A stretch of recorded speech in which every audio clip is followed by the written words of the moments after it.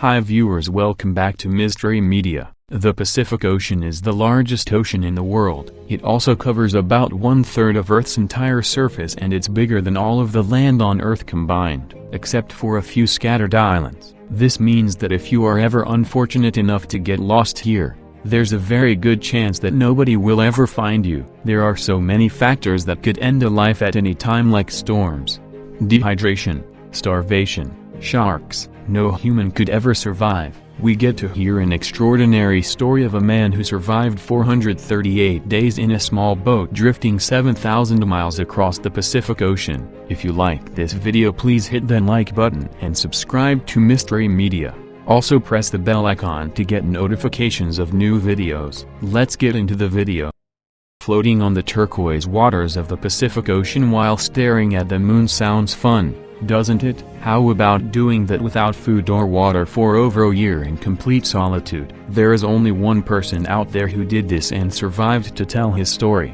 That man is Jose Salvador Alvarenga. In November 2012, Jose Salvador Alvarenga, a 35-year-old experienced sailor and fisherman from El Salvador, began planning a small fishing expedition with his friend Ray Perez. The men were scheduled to leave from a village called Costa Azul, off the coast of Chiapas, Mexico. The plan was to go on an overnight deep-sea fishing expedition in the Pacific Ocean and return about 30 hours later. Their goal was to come back with a nice catch of fresh tunas, marlins, sailfish, and even sharks. This would hopefully provide a week's worth of income. Ray Perez and Alvarenga prepared their 24-foot-long boat. It was a canoe-shaped boat designed to carve up the waves. It was also without a roof or cabin and the engine mounted on the back. They were also equipped with a huge icebox made of fiberglass to store the fish, a portable electronic radio, also various fishing tools, and checked boat's single motor was in working order. Unfortunately, Perez had to back out of the fishing expedition last minute. Still, Alvarenga, super eager to go out to sea, he decided to find another fisherman to accompany him.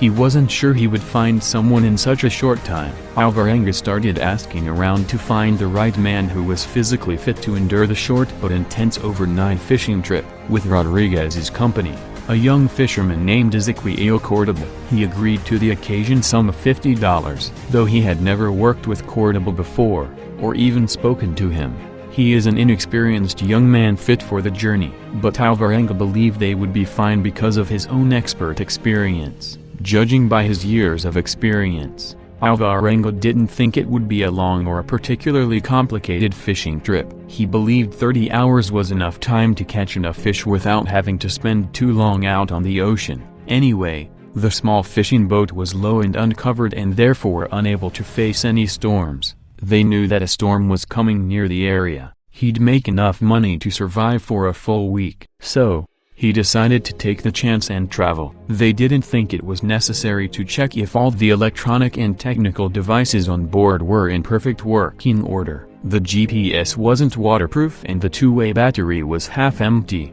But Alvarenga never encountered any issues in the past, so off they went to catch some fish. The men set off on November 17, 2012, for what initially proved to be a very productive fishing trip. Alvarenga planned to head out into the Pacific at 10 a.m. and work straight through until 4 p.m. the next day. The boat was equipped with 265 liters of gasoline, 61 liters of water, 23 kilograms of sardines for bait, and 91 kilograms of ice. They also had 700 hooks. They traveled over 120 kilometers away from the coast to work. By the next day, they had caught 500 kilograms, which filled up the cooler to capacity. The bounty was so heavy that the boat felt unstable, so the men decided to make their way back to shore. That's when things took a turn for the worse. At 1 a.m., Alvarenga and Cordoba got caught in an unexpected and dangerous storm.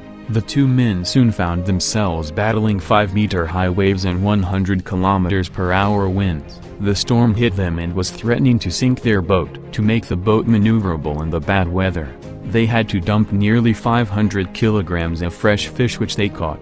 The fishing boat wasn't strong enough to withstand such towering and powerful waves, so the boat got pushed in the wrong direction, hit again and again by waves.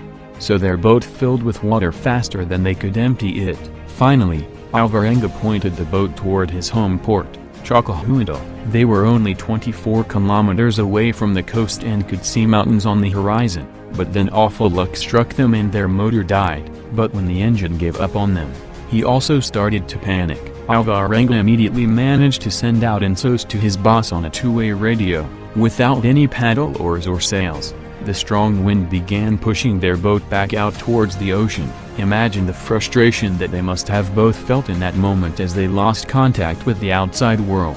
Boss asked Alvarenga to look on the GPS to give him a location.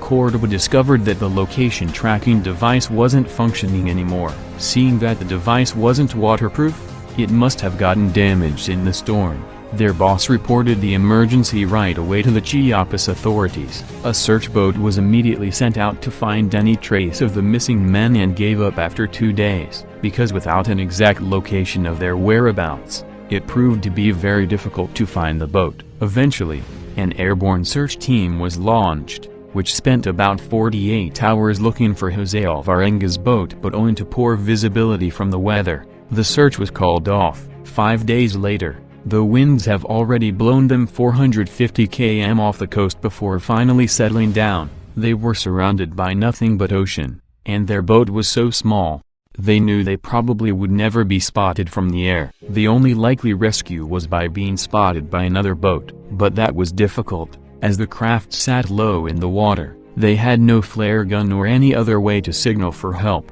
other than by waving, so they knew that their chances of survival were going to be slim. Let's see how Alvarenga and Cordoba survive in the largest ocean in the world without food, water and other important electronic devices in the next video. Stay tuned with Mystery Media for the next video. If you like this video, please hit the like button and subscribe to Mystery Media. Also press the bell icon to get notifications of Survival Story Part 2. I hope you have enjoyed the video. If you like the video, subscribe to Mystery Media and hit the like button. Don't forget to press the bell icon to get notification of new videos. Also share with others. See you in the next video.